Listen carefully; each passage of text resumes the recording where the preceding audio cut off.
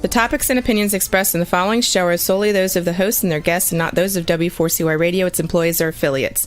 We make no recommendations or endorsements for radio show programs, services, or products mentioned on air or on our web. No liability, explicit or implied, shall be extended to W4CY Radio or its employees or affiliates. Any questions or comments should be directed to those show hosts. Thank you for choosing W4CY Radio.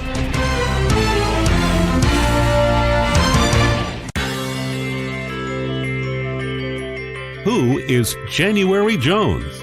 She is not a young, beautiful, talented actress on Mad Men. She is not an older, gorgeous, exotic dancer from the Johnny Carson Show. She is an author, and she wrote Thou Shalt Not Whine, the 11th Commandment, that reached #1 at Amazon.com. She is a reality TV golf personality with World High Stakes Golf televised on HDNet. She is a humorist and winologist expert.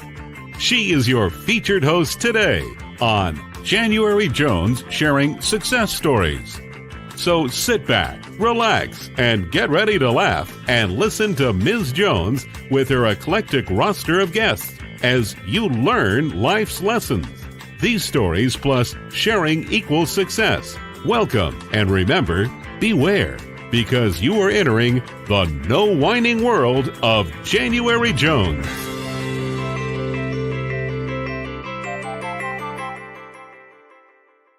Hello and welcome to our podcast today. I'm January Jones, and I'm so glad that you could join us. Now for my listeners, let me ask you a question. Would you like to learn what it is like to be an energy nurse during a pandemic? Do you ever wonder what it takes to be an inspirational coach? Can you imagine what it takes to write a book called Getting to Know You, Guided Pearls of Wisdom for a More Soulful Experience? Tell me, have you ever wanted to meet a real live author and a real live energy nurse? Now, would you like to meet someone who has walked the walk with us, and now she is going to talk the talk with us? If you can answer yes or maybe to any of these questions, then you are in the right place, and I would like to welcome you to January Jones Sharing Success Stories. So now it's time. Sit back, relax, get yourself a glass of wine, grab some cheese and crackers, and welcome to the No Wine Zone. Let me tell you a little bit about my guest today. She has been an RN since 1983, and she's always been holistically minded. She is trained and certified in several forms of energy medicine with a concentration on the healing touch, a modality accredited by the American Holistic Nurse Association. It's my pleasure to welcome to the show today my dear friend, Carolyn Green. Welcome, Carolyn. How are you doing, dear? I'm doing great. Thank you. I'm so excited to be here. I know. Isn't it fun to see each other again? I know. It's been a long time. It has been a long time. It's been too long, but so much for my hiatus.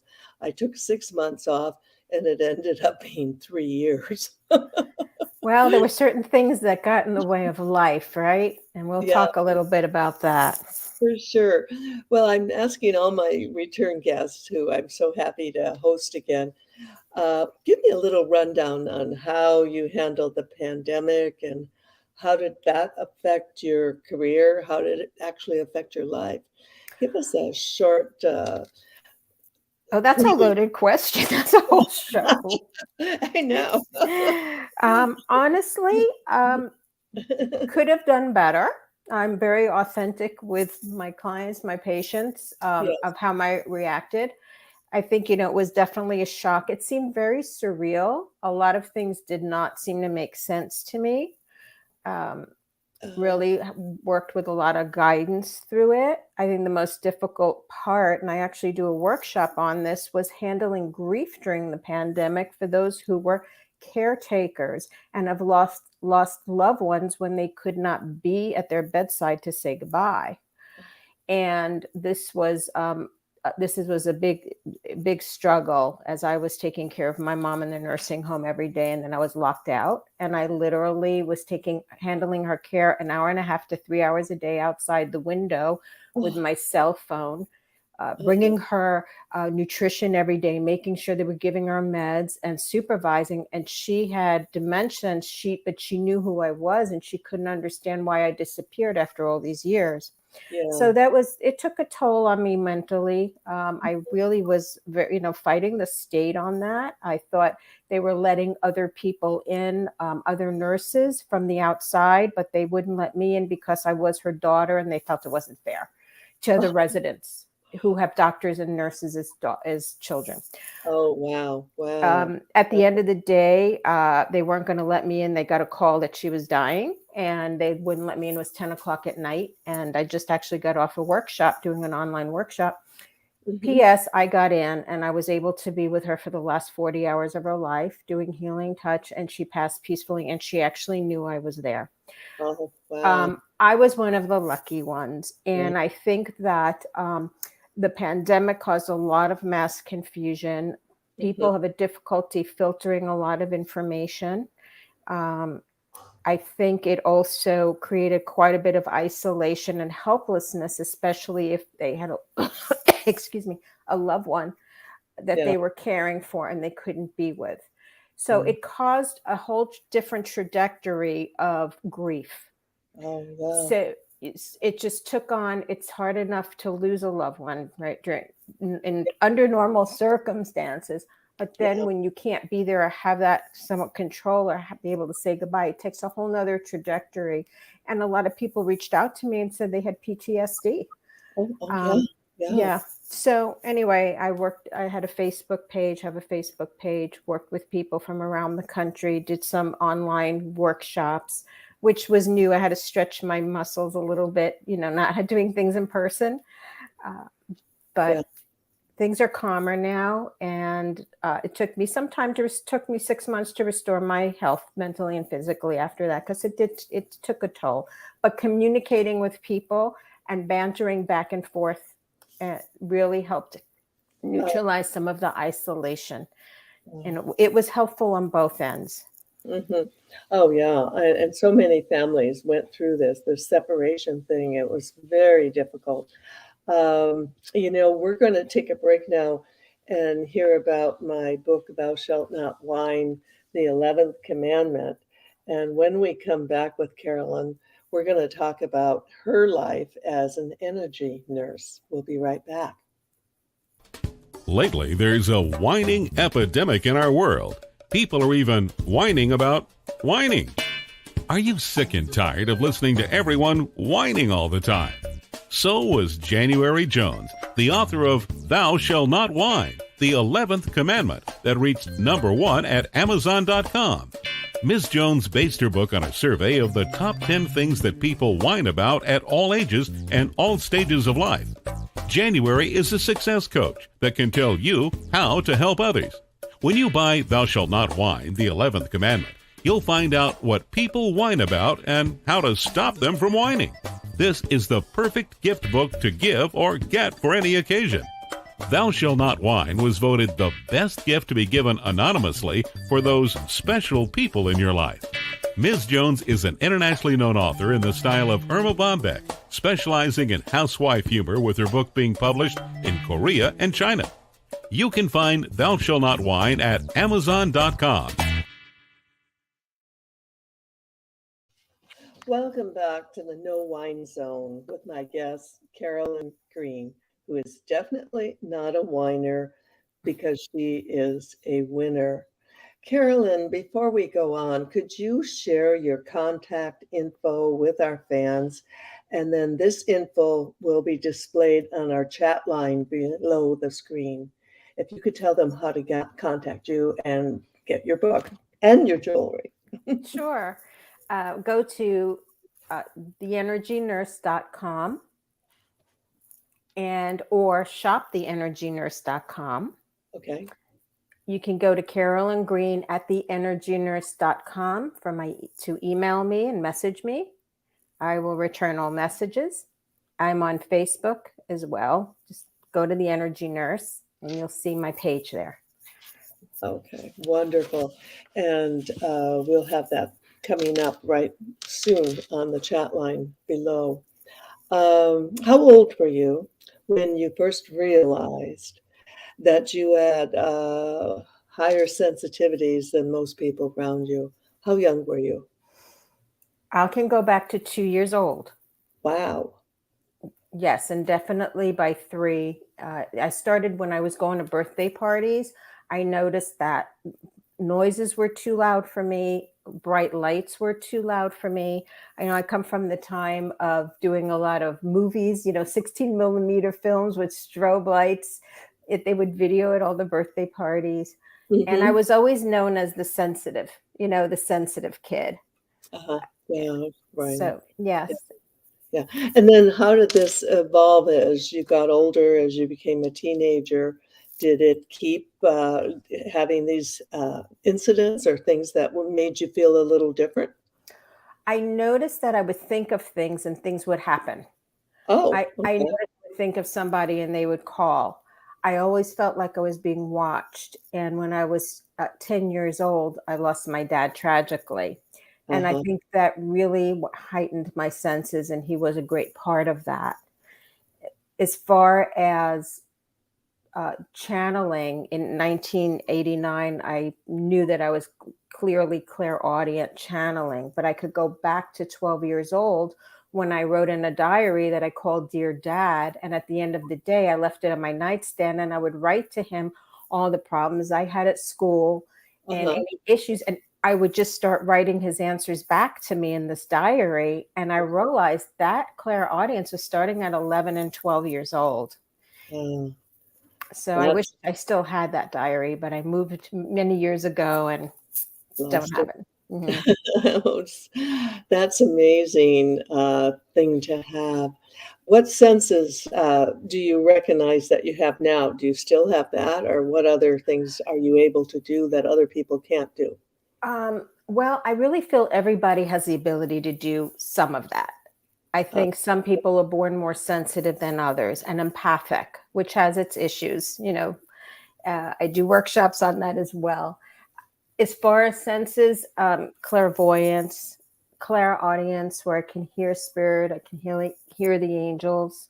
uh-huh, I'm very kinesthetic as far as doing energy work. I could see fields. I can feel energy fields. I can feel discrepancies in energy fields. It's very palpable to me, just like if I was going to do a physical assessment on a patient. uh-huh. Yeah. So I say kinesthetic, clairaudience, telepathic, clairvoyant, all of the above, and clairgustance, where like you could start to taste something or smell Uh-huh. something. So sometimes if energy comes through and they were a smoker, I could smell that. Oh my gosh. Yeah, that was kind of the last one. Yeah, not the most pleasant always, but sometimes that's their signature. So we couldn't know who we're dealing with. Yeah, yeah, how unpleasant that is. Yes. How did your family handle this? And were they supportive? Did they nurture you and encourage you? How did that go? So I was very lucky to be born into an open family. Uh-huh, This can be an issue for many people due to religious doctrines. uh-huh, My dad, I think was very clairvoyant. Unfortunately, didn't live long enough to have these conversations, but my mother would tell me his interest in it. My grandmother used to go to gypsy tea leaf readers in Russian tea rooms oh, many times. And so when I started to see spirit, I would talk to her and she was saying, "Oh, that's your grandma Sophie. Yeah, she came to visit." So it was not poo-pooed and it wasn't suppressed. And so my mother actually introduced me to some teachers that really took me to a whole nother level. uh, oh, that's wonderful that that could happen for you that way. Now, when did you start to integrate this ability into your nursing? And did you ever have an aha moment that helped you go into that direction? I wound up marrying a chiropractor. I've Okay. had chiropractors in my family and natural health. Uh-huh. When I went into nursing and started practicing, I already knew I had some abilities, and they would come intermittently, but I would be sensing things on patients sometimes before they happened. So I worked in a recovery room for a little while, and many times everything would seem normal. You hook them up to the monitors, you do their assessment, and everything seems fine. And I would be sensing something, and I couldn't put my finger on it. Something didn't feel right. And within sometimes a few minutes, blips would happen on the monitor. Sometimes, just little blips that we had to do some minor things, sometimes not so minor. But I couldn't, it was frustrating because I couldn't put my finger on it. When I was in nursing school, I remember doing things a little clandestinely, working with OB patients and post-op patients. If they wanted their meds, I would try some acupressure because I had training in acupressure. I said, give it a few minutes and let me know. I'd check back. And if not, definitely I give them their meds. So many times that happened. And so this is like silly that we should be hiding these things in hospitals, when integrative medicine can work. So after my third baby was born, I needed to call my own hours, and I wound up working, training in healing touch. I found the modality that I wanted that really resonated with me. There's so many. Energy medicine gets to the same place many times. It's just different techniques on how to do it. And I found healing touch that was accredited by the American Holistic Nurses Association. And it really resonated, and I went full force into that, and then continued into quantum and medical intuitive training and getting my life coach certification and on and on. So I'm certified, and some people may say I'm certifiable, but I don't care. Well, at least they haven't committed you yet. So. No one has, and I know that you would have the key to get me out, so I'm not too worried. I gave out a lot of spare keys just in case.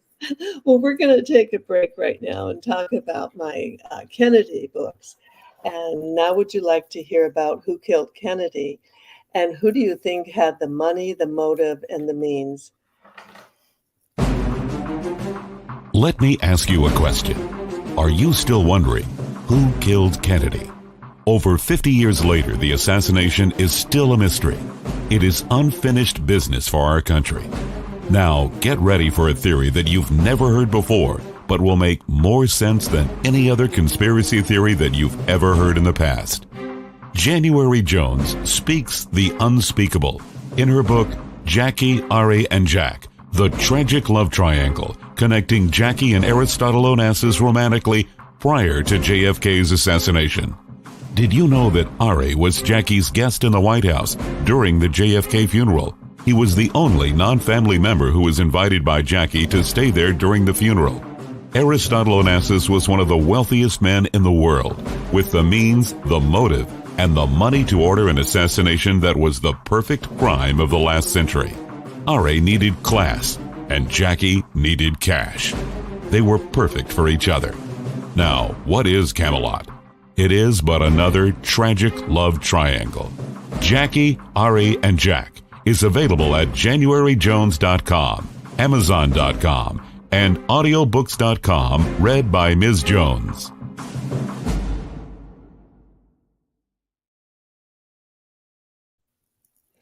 Welcome back with my dear friend, Carolyn Green.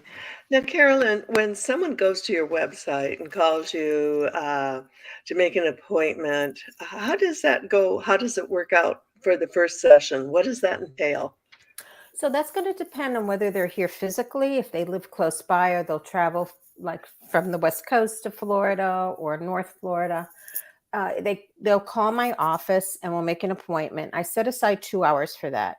In those 2 hours, I do comprehensive assessment. I'll do psychosocial history. I'll do a physical assessment. I'll do an energetic assessment. As a life coach, we'll then set some goals and go through some obstacles that person has experienced, whether physically, mentally, or spiritually. And then we'll go ahead and do energy work on the table. I'll give them a full assessment after doing a physical assessment. And then I will give them tools to start to work on. And then they will come for successive sessions every few weeks and work through the goals. And when those are achieved, we keep moving on.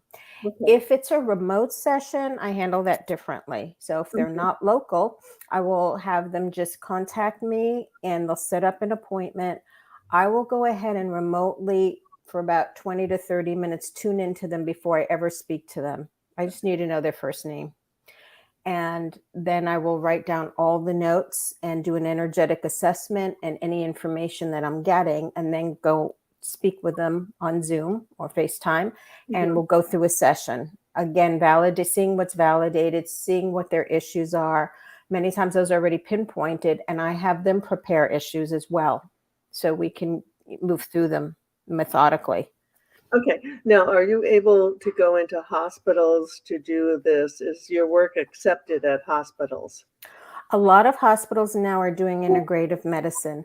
When I trained in Healing Touch, we were actually trained to document the energy field, and they actually came up with a nursing diagnosis for it, which was if a patient would request somebody to the nurse, it would become, the nursing diagnosis would be possible imbalance of the energy field. So that's becoming more accepted. But many times patients will just call me from their hospital bed and I'll come in and visit them and do whatever I need to do. If I feel I need to speak to a practitioner or their nurse, I certainly will, and I'll be an advocate for that. Oh, good. Everyone, when they're in the hospital, needs advocates. I've discovered that as I've gotten older. This is a very big problem, the communication aspect. Now, would your work, I would imagine it would be good for end of life care. Are you able to help people with that? Yes, I've gone into hospice. Hospice is very accepting of that. I've been at end of life care, not only for my mother, but for several patients. And it's been very peaceful and helpful. It takes a lot of the fear away and keeps things as smooth as possible. I'm also able to do some remote work from home and check in. One of my friend's mothers, a few years ago, was home with hospice, and I had made a couple of bedside visits, and I knew it was very close. Time was close. And I checked in and I called her and I said, "Where are you?" She goes, "I'm in my kitchen cooking dinner." I said, "I think you may want to go see your mom in the bedroom." And 40 minutes later, she called me and she said, "Thank you." Oh, yeah. Okay. So it's been very interesting, enlightening. Yeah. Well, I talk about my books all the time here on the show, but let's talk about your book, Getting to Know You, Guided Pearls of Wisdom for a More Soulful Existence. This, for my listeners, this is an incredible book. And way back, we did several shows as we went through chapter after chapter. And it's such a helpful book for people who want to embrace their spirituality and to move forward. How long did it take you to write this book? Well, it's based on 18 principles of awareness. It took me 4 months. I got them in 4 months. Now, what preceded it is one of my children was very, very ill at the time. And even as a nurse and a mom, I felt very helpless. There was only so much I can do. And one day I took myself to Starbucks one night. My husband came home and I was having a cup of tea and I just wanted to relax. And all of a sudden, I always have my notebook with me in case I get messages, and I was told to take my notebook, and I just wanted to have my cup of chamomile tea. And I started to get the whole outline of what was going to happen. And they said I needed to work through each awareness before I'd get the next. And it took 18 messages, took about 4 months. It took a lot longer. Yeah, it was crazy. It was a whirlwind. It took longer to edit it and put it all together. As you know, you've written books. That took longer than anything, was more complex. Getting the messages, was easy, but I did have to work through it. So it is partially a workbook. It's all channeled. You'll see what's my writing and what is not my writing, and it's all channeled. And I combined it as a workbook. So there's points to ponder at the end of each message. People can make notes. They highlight things in the messages. They tab it with the little stickies. And people have had really good results. This is the second edition, so there's bonus chapters in there that align with the original 18. Yeah, and of course, this book is available at Amazon.com. And And Balboa.com, and my website. Just let me know, and I'll send a signed copy with a message in it for that person. Okay, and for anyone who wants to make a quantum leap in their spirituality experience, I recommend this book highly. Now, let's talk a little bit about your stone and crystal jewelry line, which I adore, and I've given it as gifts to many people. How is that going for you? It's going good. A lull during the pandemic for obvious reasons. I'm back doing live Spirit Fest. I'm on that circuit, the Body, Mind, Spirit Expos. So I vend there. And my table's very experiential. I'm actually wearing, what am I wearing? A black obsidian arrowhead. So working with the energy system, it's frequency-based medicine, and stones have frequency, and they align with the energy body. So my table is, when people come to me, it's very experiential. And I will teach them how to actually feel the frequencies of the stones, because most people that find me are already empathic, whether they know it or not. And so we deal with really the empathic and getting them to know them, like getting to know you. So it's a lot of fun. How I choose my stones is I go through boxes of different stones blindly. I actually I ground myself, and I stand in for the majority of people for healing and balance. And I hand scan the stones blindly, the ones that are literally pulsing into my hand for that intention, the ones I start pulling. I'll then turn them on my body and see which direction emanates the most energy, and actually work with the stone if it wants to work with gold or silver frequency. And 2/3 of the time it has a preference. Interesting. 1/3 of the time it will have no preference, and we'll go with either gold and silver. And then I'll design the piece. Oh, yeah, and they're incredible pieces, and you actually can get these feelings from the stones. That is such an amazing experience. And other people too. When they touch them, right? How old were you when you discovered this gift with the stones? As far as being kinesthetic, once I finished training, I just applied it. I love jewelry, and I started to really feel the frequencies in some of the jewelry. And so that gave me the idea to create a line. And so I would say this nurse doesn't prescribe drugs. I prescribe frequency. Yeah. Okay. Well, which is probably a much better thing for all of us. Well, you can integrate it all. And actually, that's a whole nother show. Well, right now we're going to take a break, and our next spot is about some priceless personalities that I have written about. And I'm pleased to say that Carolyn is one of those people, and you can read all about her in my book. Have you ever met someone who was unforgettable? Someone who has touched your heart and soul? People who have faced difficult problems? People who have struggled to find solutions? People who fearlessly shared their stories? People who have not only informed you, but inspired you?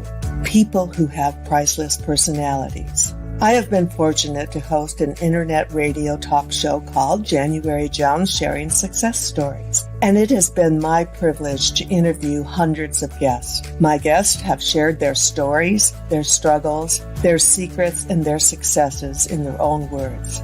In this book, we're talking about people dealing with problems such as incest, molestation, runaway kids, child abuse, drug abuse, polygamy, unemployment, scandal, and starting over.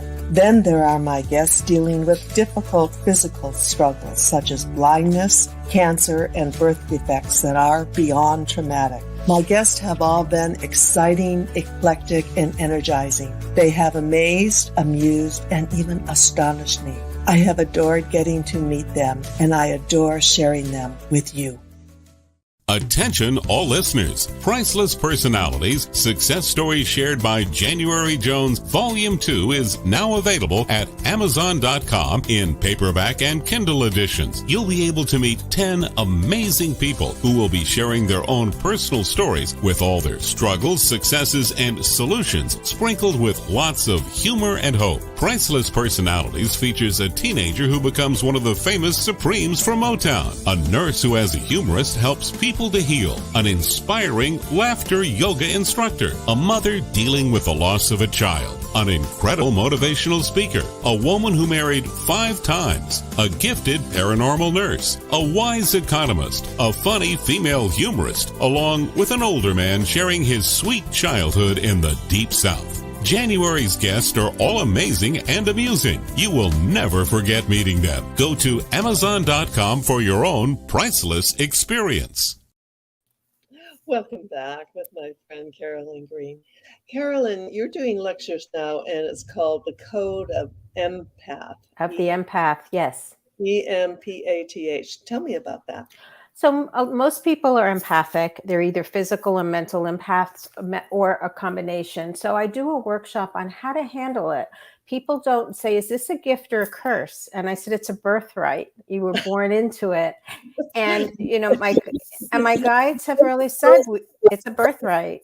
And a lot of people will suppress it. And that energy is to go somewhere, January. And a lot of people experience a lot of anxiety and depression that they can't get necessarily a strong diagnosis on, or they're not getting relief from medications, or they're getting some relief and they're seeking integrative care. And when I see them and assess them and work with them, I also give them tools on how to really ground that ability. And when you ground that ability and start to create healthy energetic boundaries, it really makes quite a difference. Because if you have a strong energetic boundary, that includes the physical, mental, and spiritual bodies. And many people, most empaths don't have boundaries because we want to help everybody. We want peace on earth. We don't want any discourse. You understand the gig. But it's stressful, but when they see other people that have that or in a group situation, it's just amazing things will happen. And people just sit crying saying, I understand. They can't believe how I understand them. And I'm like, I am them. I am one of you. But I've had a lot of training. So we work on that, and it's fascinating. And you feel truly that everyone has higher sensory abilities, some that they're probably not even aware of. And then you help them discover that, don't you? Exactly. That we have a central nervous system. We're all wired a little differently, and it's the same thing. Some people need need glasses to see better, but it doesn't mean they can't see, or a hearing aid doesn't mean that they can't hear. So it's just kind of taking your natural 5 senses up to, I always say, take the escalator up to the 2nd floor, and you're just recalibrating because it's all based on frequency, and kind of take the mystery out of it. And so once you explain it and they see somebody who's been doing it, it just opens up a whole new world for them. And it's a relief to them because then they start to have the tools to work with it. My guides have told me, and I quote them all the time in all my lectures and my workshops, is that empaths we're needed. We are agents to and for humanity. But we must be grounded. And with all the tumultuous things going on the planet, a lot more people are being awakened to it and feeling it, but they need to know what to do with it. Yes, it's such an extraordinary time. I feel the forces of good and evil around us, waging their battles every day, wherever you look. And it's time for people to embrace their spirituality. And I think you are on a blessed mission because you help people to do this. What particular tool can you share with our listeners that would help them to become more spiritually attuned? How much time do we have? Seriously, because I would take you through an exercise. I just don't know if we have any time. How long does it take? I mean, it'll probably take about 7 minutes or so. We're at 6 minutes. So. We're at 6 minutes. Okay. We'll just talk about this.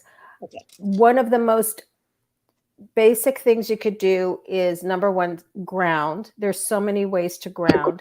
And what does grounding help you do? Grounding helps you become present. The most important thing we can all do is maintaining a presence of now and having yourself reflect that. Nothing that you've done in the past or think about the future or anything that has happened to you in the past. It's a matter of whatever has happened to you in the past makes you the person you are now. And that needs to be validated and respected. And we've all had trauma in our lives, and few people get away scot-free from anything that or obstacles and challenges. And I am no different. And working through it. And if I find tools that help me, I'm going to pass that on to all of, to my people or to the people that's come from my services. So I would say it's very important to take a really good grounding breath. If we had more time, I'd do a breath work with everybody. But if you can really think about this line of light and breathe up from, take an inspiration up and go past your physical head. So when you're breathing, if you could count to 7 or 8, it's important to breathe up past your physical body, down the midline of your body, exhale, and go past your physical body into the earth energy. And just bring that up a few times up and down. That is just the simple way. There's so many ways to ground, but just for lack of time at this point, that's going to give you something. And it actually helps to bring your energy field in, grounds it, and you become more like a laser beam, because as empaths, our field is so wide and spreads so much. We're getting so much white noise and stimulation that doesn't even belong to us. And it's very hard to differentiate what we feel if it's somebody else's or if it's ours as empathic beings. Wow. In a nutshell. I know, in a nutshell. Well, you're going to be coming back, because we could probably talk forever about these, and we probably have in the past.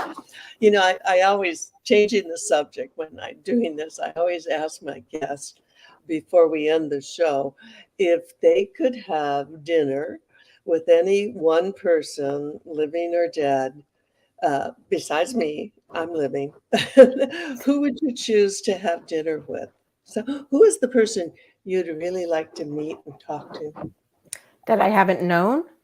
Yeah. Like that I don't know personally? It could be anyone. I mean, if you're talking about personally, I definitely would think I'd love to go back to my father. Oh, okay. Because what I found out after his death, because I was young, he was like a Renaissance man, and he was brilliant, and he was empathic, and I would have loved to have these conversations with him, which I know he's helped me and support me in this, and I have had conversations with him empirically. But if I could really go back in time, boy, would I have a list of questions. He was really, he was, some people, sometimes it seems like they're born out of time. They were born too early. Or I was born too late. I don't know. We're, as we come back in our lives. But honestly, because of the way that he left this earth, there's only a certain amount of closure. And that would really bring everything together. But it's come really, really close. And he showed me so many signs, and even delivered a message through my mother many years ago when I was writing the book. Really? Oh my gosh, it was insane.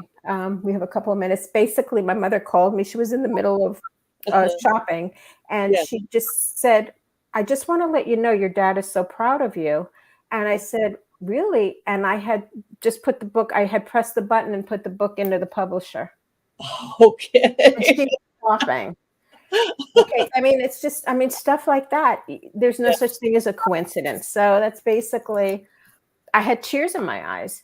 For sure. That's a wonderful validation. And gosh, I'd love to be a little mouse in the corner listening to you and your dad talk.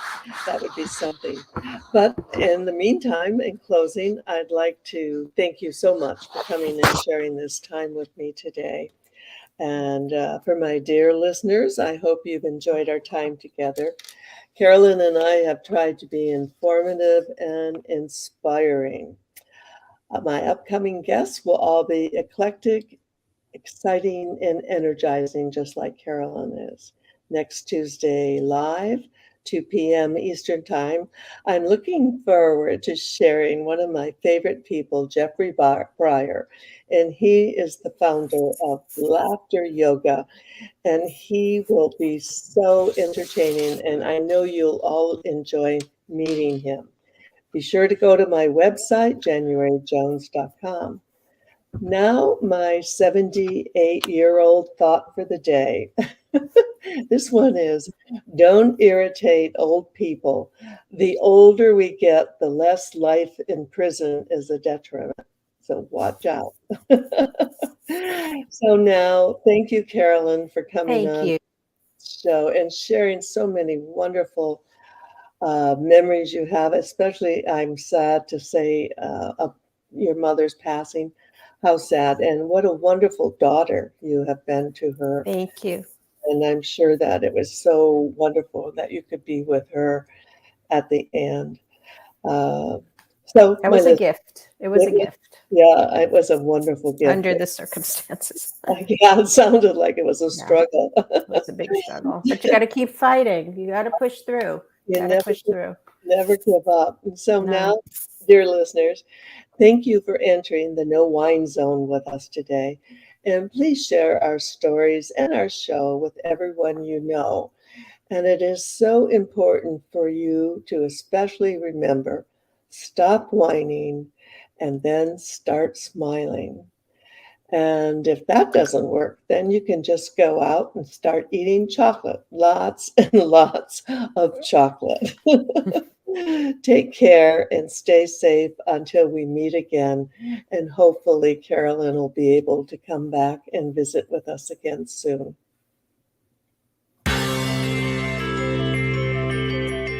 We want to thank you for listening to January Jones Sharing Success Stories. Always remember Ms. Jones' personal mantra, if you can think it, you can do it. That's what all of our guests have done with their lives, and so can you. You are the ultimate success coach in your own life. All you need to do will be to start sharing your own story with your family and friends.